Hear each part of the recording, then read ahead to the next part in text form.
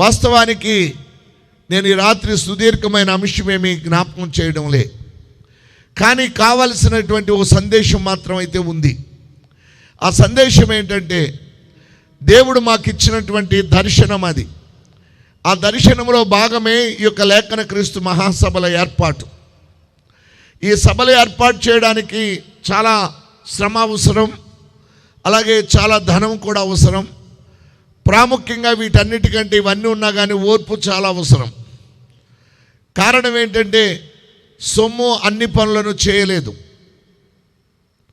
కానీ దేవుని యొక్క చిత్తమే మమ్మల్ని నడిపిస్తుందని కూడా మేము నిరీక్షిస్తున్నాం. ఈ రాత్రి దేవదేవుడు మాకు ఇచ్చిన దర్శనంలో భాగం మేము అక్కడ వాక్యాన్ని ప్రింట్ చేశాం. దయతో మీరు చదవగలిగితే చదవండి. యెషయా గ్రంథం 8వ అధ్యాయం 16వ వచనం. 8వ అధ్యాయం 16వ వచనం. ఈ ప్రమాణ వాక్యమును కట్టుము, ఈ ప్రమాణ వాక్యమును కట్టుము, ఈ బోధను ముద్రించి నా శిష్యులకు అప్పగింపుము, నా శిష్యులకు అప్పగించుము. యాకోబు వంశమునకు. చాలు తరువాత 20వ వచనం కూడా చదవండి. అక్కడే ధర్మశాస్త్రమును ప్రమాణ వాక్యమును విచారించుడి. ఈ వాక్య ప్రకారము వారు బోధించని ఎడల వారికి అరుణోదయము కలుగదు. చాలు ప్రియులారా, దయతో ఆలకించండి. ఈ ప్రమాణ వాక్యమును కట్టుము, ఈ బోధను ముద్రించి నా శిష్యులకు అప్పగించుము. ఈ ప్రమాణ వాక్యాలే కానీ బోధించడం కానీ, ప్రమాణ వాక్యాల ప్రకారము బోధ జరగకపోతే అరుణోదయం రాదట. అయితే నేను ఆ వాక్యాన్ని నేను ఈ రాత్రి వివరించట్లే. దేవుడు ఈ సభను మనకు ఎందుకు ఇచ్చారో కారణం చెప్తున్నాను. అందరినీ దేవుడు దర్శిస్తున్నాడు. మీకు ఒక ఛాయిస్ ఇస్తున్నా. మీలో ఎంతమంది యెషయా లాంటి ప్రవక్తల ఆత్మ కావాలని కోరుకుంటున్నారు? ఒకసారి చేయి పైకి ఎత్తండి. నాకు కూడా ప్రవక్త అయిన యెషయా ఆత్మ ఉంటే బాగుండు అన్నవాళ్ళు. ఆశ లేదా ఏంటి? అసలు ఉలుకు లేదు, పలుకు లేదు. ఒకసారి స్తోత్రం చెప్పండి. హల్లెలూయా. దేవుడు అనుగ్రహించబోతున్నాడు. వాక్యంలో నుంచే నేను మీకు జ్ఞాపకం చేస్తాను. ధైర్యంగా ఈ రాత్రి ఇంటికి పోండి. ఎంతమంది ఇర్మియా లాంటి ఆత్మ కావాలనుకుంటున్నారు? వారికి దేవుడు ఆత్మను అనుగ్రహించబోతున్నాడు. ఎంతమంది బాప్తిస్మం ఇచ్చి యోహాను లాంటి ఆత్మను కావాలనుకుంటున్నారు? అలాంటి ఆత్మను దేవుడు అనుగ్రహించబోతున్నాడు. ఆమేన్. ఇప్పుడు మీకు డౌట్ వస్తుంది. ఆ సందేహం ఏంటంటే, యెషయా ఆత్మ కావాలంటే దేవుడు ఇస్తాడా? ఇర్మియా ఆత్మ కావాలంటే దేవుడు ఇస్తాడా? అయితే ఎందుకు దైవ సేవకులు ఇలా మాట్లాడుతున్నారు? మనలోనండి మీకు ఒక సంగతి జ్ఞాపకం చేస్తున్నాను. ఈరోజు దైవ చిత్తాన్ని చెప్పి నేను ఆశీర్వాదంతో ఈ సందేశాన్ని ముగిస్తాను. అదేమిటి అనంటే, మీరు ఒకసారి వాక్యంలోనికి రండి. అపోస్తలుడైన పౌలు ఎఫెసీయులకు రాసిన పత్రిక 4వ అధ్యాయం 8వ వచన భాగాన్ని చదువుదాం. అపోస్తలుడైన పౌలు, ఈ రాత్రి మీరు వాక్యం మీద మనసే కానీ పెడితే మీరు ఆశించిన దైవ ఆత్మను మీరు పొందుకొని ఇంటికి వెళ్ళబోతున్నారు. అందుకని జ్ఞాపకం చేస్తున్నాను. అందరూ శ్రద్ధగా మీ పరిశుద్ధ గ్రంథాలు తెరవడానికి ప్రయత్నం చేయండి. అందరూ అంటే అందరే, ఎవరు నిర్లక్ష్యంగా ఉండొద్దు. ఒకవేళ దేవుడు దర్శించే సమయంలో నువ్వే కానీ నిర్లక్ష్యంగా ఉన్నావు అనుకో, దేవుని కృపను పోగొట్టుకుంటావు. బైబిల్ ఒక వాక్యం ఉంది, యెహోవా మీకు దొరుకు కాలమందు. అందరూ మాట్లాడండి. యెహోవా మీకు దొరుకు కాలమందు ఆయనను వెతకాలి. If you seek the lord you will find him. నువ్వు ఆయనను వెతికితే ఆయనను పొందుకుంటావు, అంతే. ఏది వెతుకుతావో అది దొరుకుతుంది. అడుగుడి మీకు ఇయ్యబడును, వెతకుడి మీకు దొరుకును, తట్టుడి మీకు తీయబడును. ఏది వెతుకుతావో అది దొరుకుతుంది రాత్రి. ఇది నా మాట కాదు, మన ఆత్మీయ నాయకుడు, మన తండ్రి, మన మాదిరి పురుషుడు ప్రభు అయిన యేసయ్య యొక్క సందేశం ఈ రాత్రి. దయతో ఆ వాక్యాన్ని మరోసారి అందరూ చదవండి. అందరూ మీ పరిశుద్ధ గ్రంథాలు తెరవండి. ఈ రాత్రి ఏదో ఒక కృపను పొందుకొని ఇంటికి వెళ్ళబోతున్నావు. ఆమేన్. అందరూ చెప్దాం ఆమేన్. ఆమేన్. దేవుని కృప మనందరము పొందుకొని ఇళ్లకు వెళ్ళబోతున్నాం అంతే. దూర ప్రాంతం నుంచి రావచ్చు, బెంగళూరు నుంచి రావచ్చు, ఒకవేళ చెన్నై నుంచి రావచ్చు. కానీ రాత్రి మీకు ఒక మంచి వాక్యపు క్లూ, తాళపు చెవి ఇచ్చి పంపించబోతున్నాను. అది ఈ సభలో నువ్వు కూర్చున్నందుకు అదే నీకు దీవెన, ఖచ్చితంగా దీవెనే. ఆమేన్. ఆమేన్. అందరూ చెప్దాం ఆమేన్. నమ్మిన వారందరూ ఏకీభవించండి మాతో. హల్లెలూయా, హల్లెలూయా. హల్లెలూయా. ఇప్పుడు వాక్యపు ధ్యానంలోనికి వద్దాం. రండి, మీ పరిశుద్ధ గ్రంథాలు తెరవండి. ఎఫెసీయులకు రాసిన పత్రిక 4వ అధ్యాయం 8వ వచనం. అందుచేత ఆయన ఆరోహణమైనప్పుడు చెరను చెరగా పట్టుకొని పోయి మనుషులకు ఈవులను అనుగ్రహించెను అని చెప్పబడి ఉన్నది. ఆరోహణమాయను అనగా ఆయన భూమి యొక్క క్రింది భాగములకు దిగెను అని అర్థమిచ్చుచున్నది కదా. చాలు చాలు, మరలా చదువుదాం. అందరూ తీయాలి, వెనక నుంచి స్వరాలు వినబడాలి నాకు. 8వ వచనం అందరూ మరలా చదువుదాం. అందుచేత ఆయన ఆరోహణమైనప్పుడు చెరను చెరగా పట్టుకుని పోయి మనుషులకు ఈవులను అనుగ్రహించెనని. వినండి, ఆరోహణమాయను అన్నప్పుడు మీకు అర్థమయ్యేటట్టు చెప్పేస్తున్న విషయంలోకి వస్తున్నా. యేసు ప్రభు వారి పరిచర్య 3 విధాలు. ఆయన భూమి మీద సజీవుడిగా ఉన్నప్పుడు చేసిన పరిచర్య ఒక భాగం. ఆయన సిలువ వేయబడి సమాధిలో ఉన్న 3 దినాల పాటు ఆయన చేసిన పరిచర్య మరొక అద్భుతమైన భాగం. ఆ తరువాత ఆయన ఇప్పుడు తండ్రి కుడి పార్శ్వాన కూర్చొని ఆయన చేస్తున్న పరిచర్య 3వది.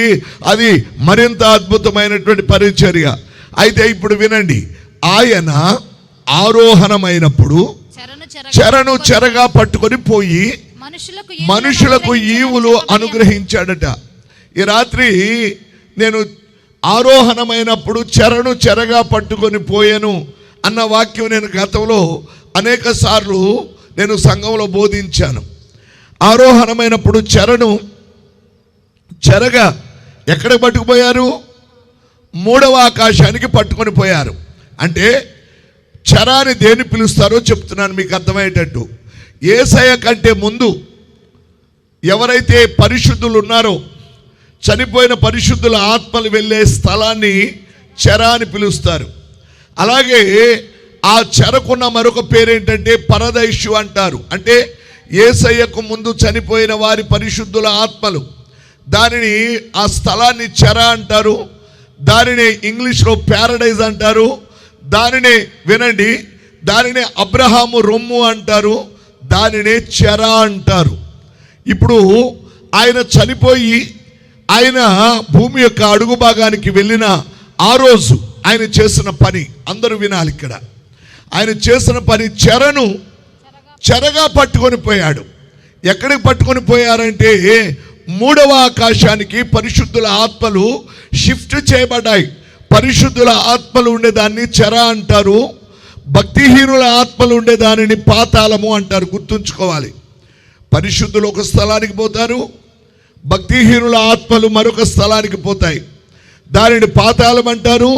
పరిశుద్ధుల ఆత్మలు ఉండే స్థలాన్ని పరదైషు అంటారు. ఇప్పుడు విషయంలోకి వస్తున్నా.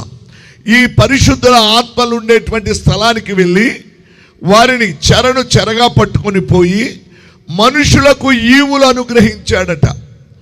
మనుషులకు ఈవులు అనుగ్రహించనని చెప్పబడి ఉన్నది కదా అన్నాడు. ఎక్కడ చెప్పబడింది?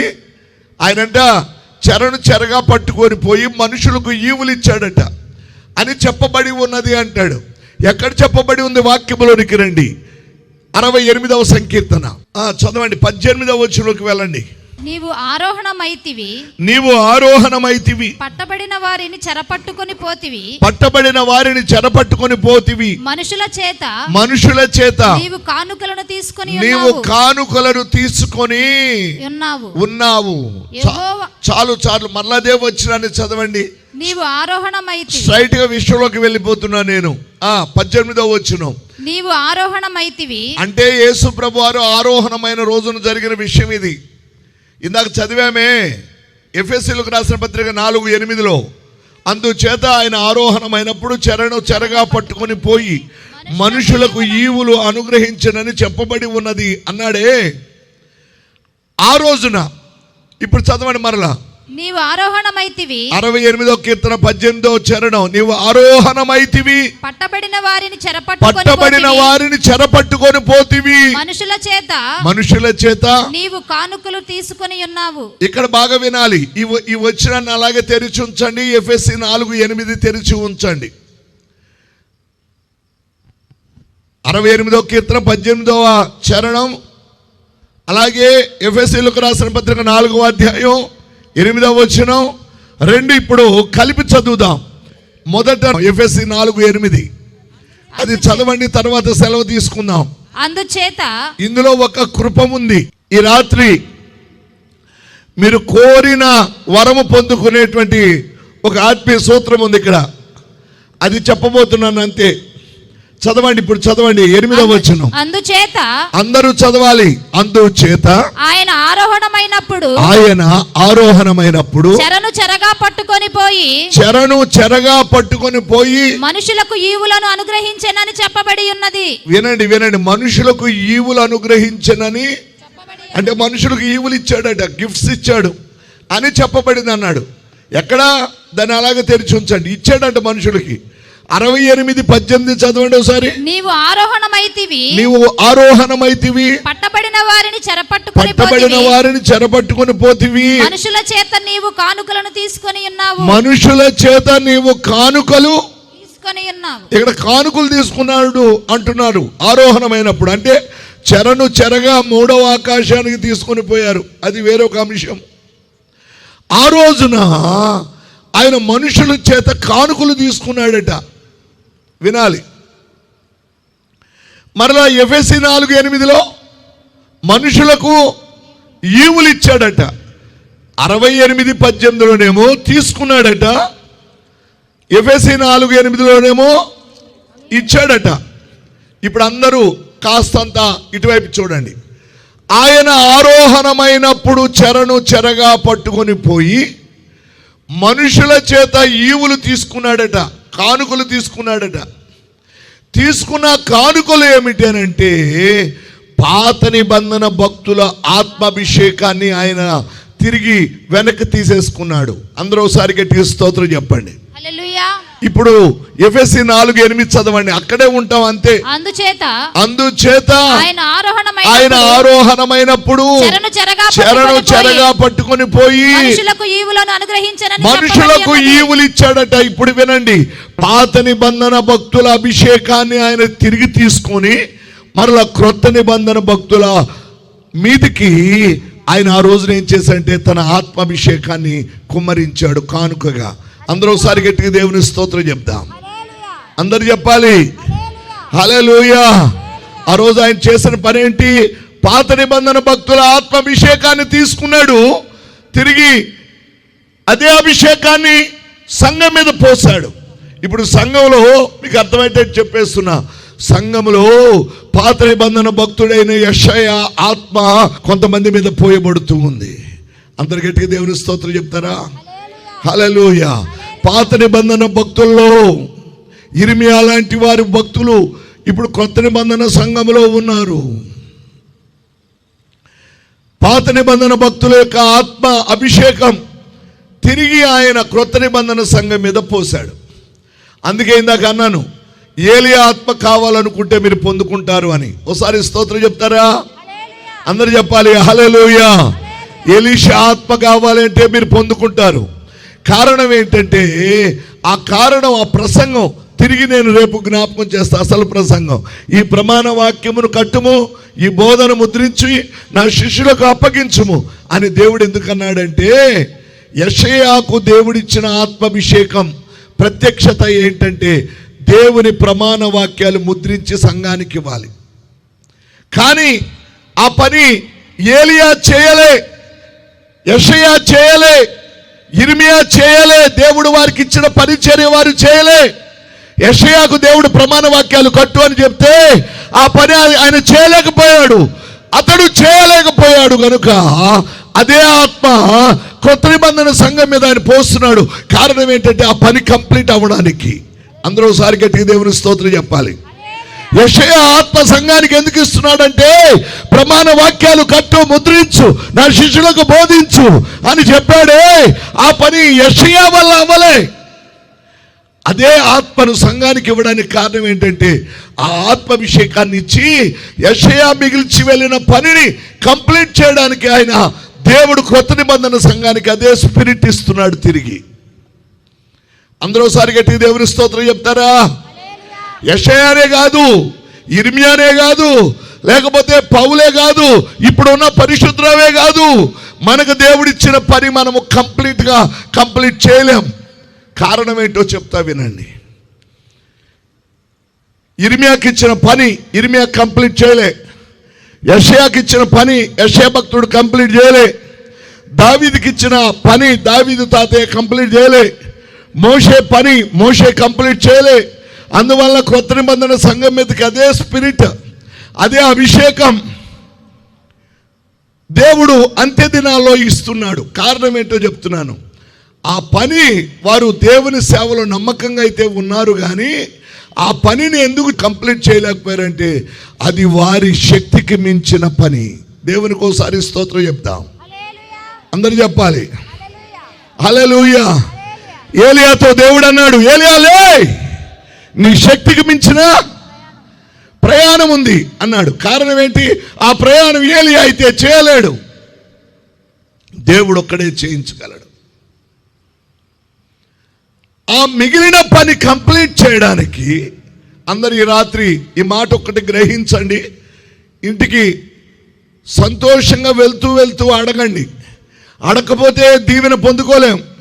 ఏంటంటే ఏలియా తన శక్తికి మించిన పని అయిపోయింది, యెషయాకి అది శక్తికి మించిన పని అయిపోయింది, దావీదుకి అది శక్తికి మించిన పని అయిపోయింది.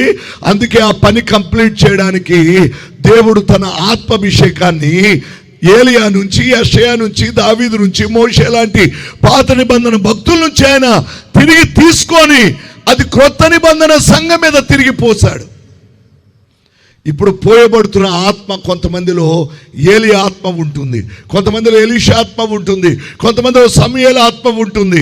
అప్పుడప్పుడండి కొంతమంది నన్ను ఏదన్నా అడుగుతారు, పాస్టర్ గారు ప్రార్థన చేయండి అని. నేనంటాను, నీకు ఒక నెల దినాలు ఈ పని అవుతుంది వెళ్ళు అంటాను. కారణం ఏంటంటే అది చెప్పేటప్పుడు నాకు సమూయేలు గుర్తుకొస్తాడు. ఆ టైంలో నేను ఎలా ఫీల్ అవుతా అంటే I feel just like A Samuel, the prophet Samuel లాగా నేను ఫీల్ అవుతా. కారణం ఏంటి చెప్పనా? శామ్యుయల్ అంటాడు, సౌలు గార్దుబాలు వెతుకుతూ ఆయనకు వెళ్తే నువ్వు వెళ్తావు, పలానా చోట దొరుకుతాయి అని చెప్తాడు. ఏదైతే అతను చెప్తాడో అది జరుగుతూ ఉంటుంది. నేను అప్పుడప్పుడు చెప్తూ ఇది నీకు జరుగుతుంది వెళ్ళు అని చెప్తాను. కారణం ఏంటంటే అది చెప్పినప్పుడు నా లోపల అలాంటి స్పిరిట్ పనిచేస్తూ ఉంటుంది. ఈ రాత్రి దేవుని దాసునిగా మీకు అందరికీ జ్ఞాపకం చేస్తాను. అదేంటంటే ఈ రాత్రి సభలో ఉన్న మీరందరూ ధన్యులు. అందరూ ఒకసారి గట్టిగా దేవుని స్తోత్రం చెప్పండి. మీరు ఏ అభిషేకాన్ని కోరుకుంటే దేవుడు అభిషేకాన్ని ఇవ్వడానికి ఆయన ఆశపడుతున్నాడు. నీవు ఆరోహణమైతివి, చెరపట్టబడిన వారిని పట్టుకొని పోతివి, మనుషుల చేత ఈవులను తీసుకుంటేవి. అక్కడే కంటిన్యూ చేయండి. ఆ వచ్చిన ఒక్కదాన్ని కంప్లీట్ చేసుకొని వాక్యాన్ని ముగించుకుందాం. నీవు ఆరోహణమైతివి. ఆయన అభిషేకం తిరిగి కొత్త నిబంధన సంఘానికి ఎందుకు ఇస్తున్నాడో జ్ఞాపకం చేస్తున్నా. చదవండి, ఇప్పుడు చదవండి ఆ వచనాన్ని. నీవు ఆరోహణమైతివి, నీవు ఆరోహణమైతివి, పట్టబడిన వారిని చెరపట్టుకొని పోతివి, పట్టబడిన వారిని చెరపట్టుకొని పోతివి, మనుషుల చేత నీవు కానుకలు తీసుకొని ఉన్నావు. ఇందాకే నేను చెప్పాను, కానుకలు తీసుకున్నావంటే ఏమని చెప్పాను? పాత నిబంధన భక్తుల ఆత్మాభిషేకాన్ని ఆయన తిరిగి తీసుకున్నాడు. ఆ తీసుకుంటేవి. తర్వాత యెహోవాను దేవుడు అక్కడ నివసించున్నట్లు విశ్వాసఘాతకుల చేత సహితము నీవు కానుకలు తీసుకొని ఉన్నావు. ఏంటంట? ఎవరి సహితం? అందరూ మాట్లాడాలి ఇక్కడ కూర్చున్న వారు. ఆయన ఆ రోజు తీసుకున్న కానుకలు ఏవి అంటే మనుషుల అభిషేకం అని చెప్పాను కదా. పాత నిబంధన భక్తుల అభిషేకాన్ని ఆయన చెరగా పట్టుకొని పోయిన రోజున వారి అభిషేకాన్ని తీసుకున్నాడు, మరలా తిరిగి సంఘం మీద పోసాడని చెప్పాను. ఎవరి అభిషేకం తీసుకున్నాడు? ఎవరి దగ్గర నుంచి కానుకలు తీసుకున్నాడు? ఇప్పుడు చదవండి. విశ్వాసఘాతకుల సహితం నీవు కానుకలు తీసుకొని ఉన్నావు. విశ్వాసఘాతకులు అంటే అందరూ వినండి. దేవుడు నీకు పని అప్పగించాడు. దేవుడు నీకు ఒక కృపావరాన్ని ఇచ్చాడు. దేవుడు నీకు ఒక అభిషేకాన్ని ఇచ్చాడు. అయితే నువ్వు పని చేయాలని నీకు పని అప్పగించాడు, కానీ చేస్తానని చెప్పావు, చేయకుండా పారిపోతున్నావు. విశ్వాసఘాతకులు. నేను అప్పుడప్పుడు ఒక పాట పాడుతూ ఉంటాను. నా పేరే తెలియని ప్రజలు ఎందరో ఉన్నారు, నా ప్రేమను వారికి ప్రకటింప కొందరే ఉన్నారు. వెళతారా? మీలో ఎవరైనా వెళతారా? ఒకరైనా వెళతారా? నా ప్రేమను చెబుతారా? నేను చిన్నప్పుడు సండే స్కూల్లో ఉన్న ఏజ్లో, అంటే రమారమి 40 years బ్యాక్, ఈ పాట మైకులో వస్తూ ఉండేది.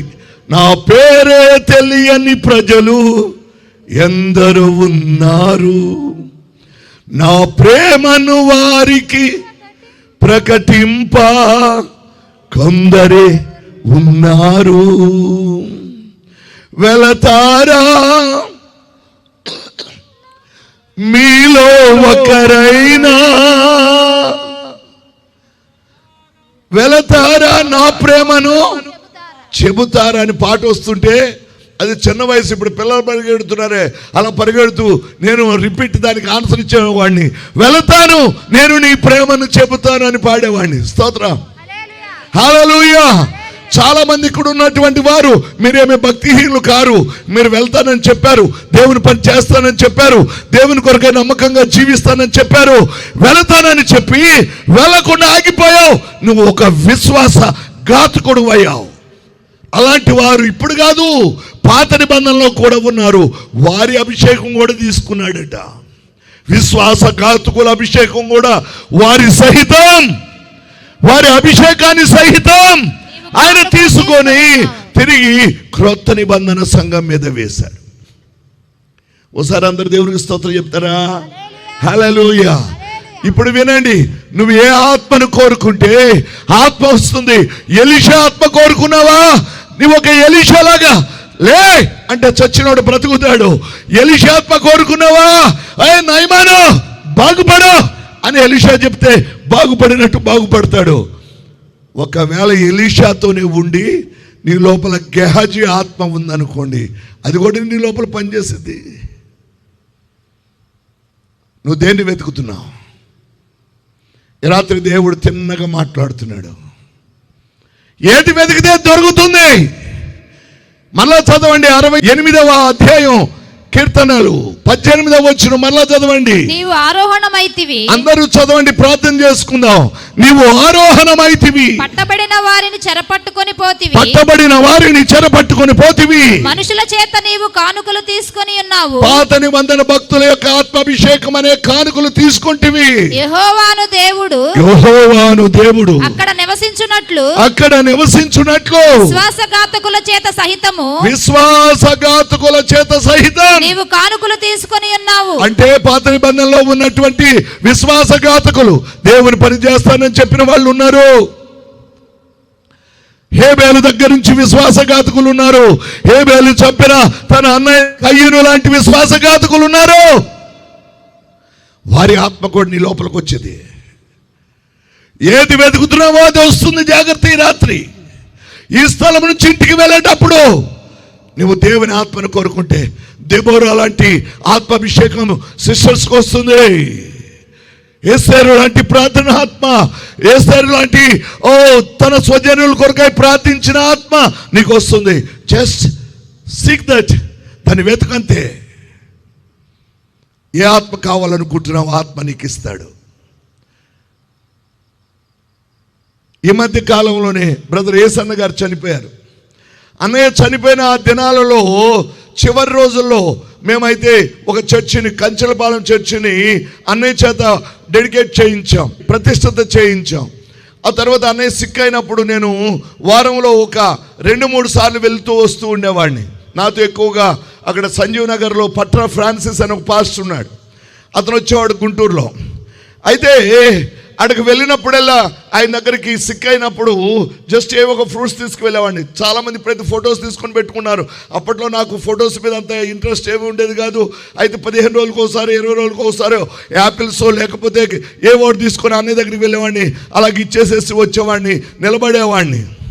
అయితే ఆయన చనిపోయిన రోజున హోసన్నా మినిస్ట్రీస్ నుంచి, వినండి చెప్తున్నాను, హోసన్నా మినిస్ట్రీస్ నుంచి నాకు ఒక ఫోన్ కాల్ వచ్చింది ఈవినింగ్ 7కి. అప్పుడు నేను పాస్టర్ గారు అప్పుడు కారులో ఇంకా ఎవరో ఉన్నాం, అంగల్ కుదురు ప్రేయర్కి వెళ్తున్నాం. అన్నయ్య మహిమ ప్రవేశం చేశారు, హోసన్నా మందిరం నుంచి ఫోన్ చేస్తున్నాం అని ఫోన్ చేయగానే నాకు ఈ వాక్యం గుర్తొచ్చి నేనేం ప్రేయర్ చేసుకున్నాను చెప్పిన, ప్రభువా అన్నయ్యకు చక్కగా పాటలు రాసే కృప ఇచ్చావు, అది కూడా నాకు అని ప్రార్థన చేసుకున్నా.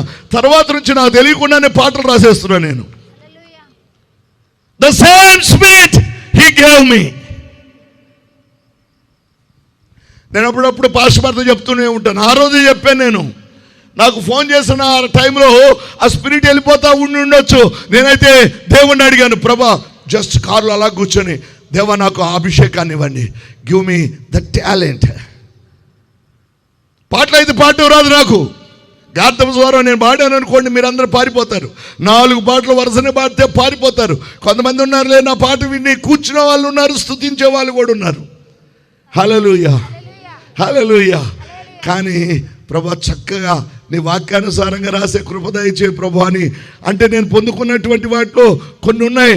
ఇలా చెప్తే పోతే నేను 11 గంటలకు ఆపుతానని చెప్పాను, మీకు తెలియదు ఇప్పుడు 11:30 అయ్యి ఉంటుంది, నాకు కూడా తెలియదు, నేను చూడలే. దేవునికి స్తోత్రం. హల్లెలూయా హల్లెలూయా. 11:30 అవుతుంది కనుక ఆపేస్తున్నాను.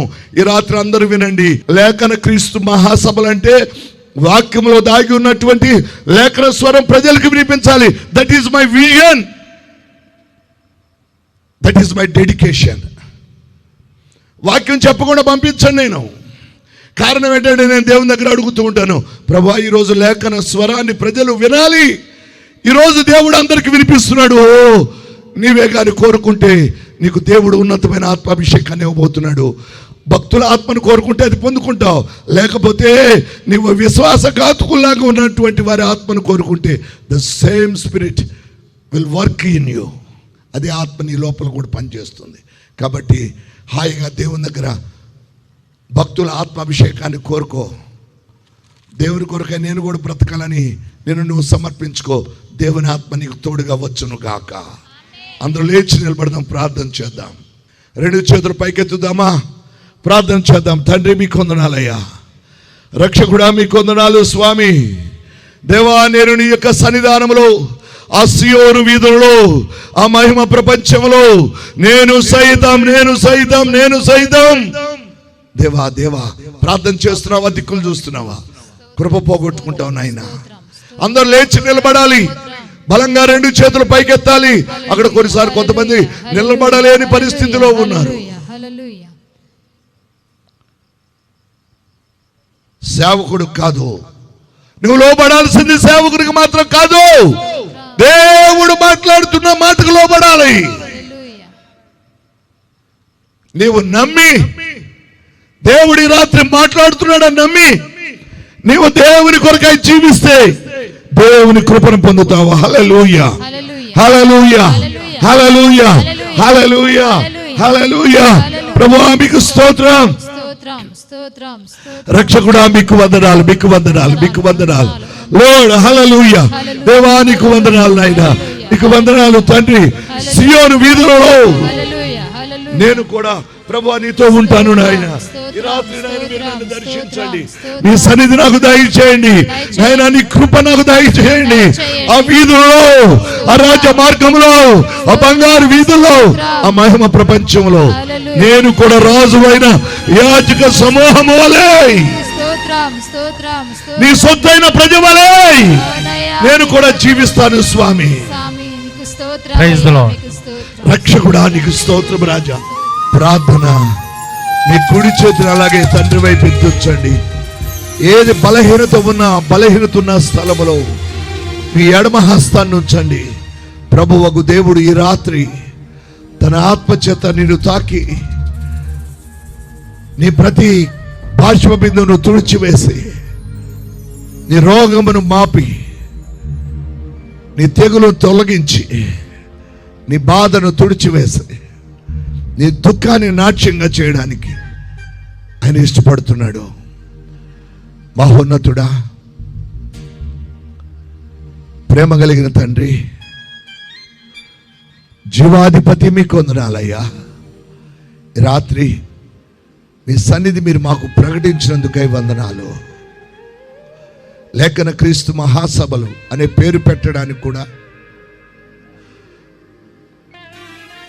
ముఖ్య ప్రసంగి కూడా నీవే అని ఆ లేఖన క్రీస్తు పేరును మెన్షన్ చేయడానికి మీరు మాకు ఇచ్చిన దర్శనాన్ని బట్టి మీకు వందనాలు.